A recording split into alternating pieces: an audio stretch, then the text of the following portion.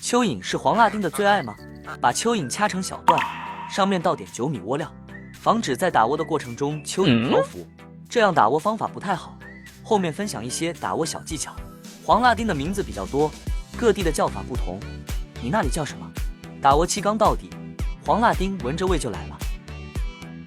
提打窝器的时候，鱼吓跑了。这种鱼有些人恨，有些人喜欢，你是恨还是喜欢呢？8分钟后，黄辣丁开始进窝。有钓友说鲤鱼也喜欢蚯蚓，但是没看到鲤鱼进窝觅食，只在窝子外围徘徊。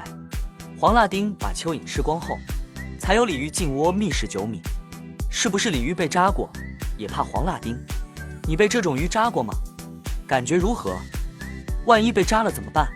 据说要用自己的鸟水浇一下就会好。有人试过吗？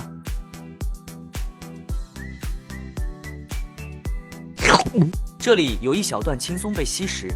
黄辣丁看样子比较贪吃，不吃完是不走的，窝里没有想吃的就会离开了。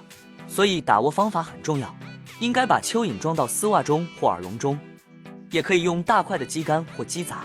窝料应该是让它想吃又吃不到，这样才会留鱼。你有更好的方法吗？怕什么呢？看到自己了吗？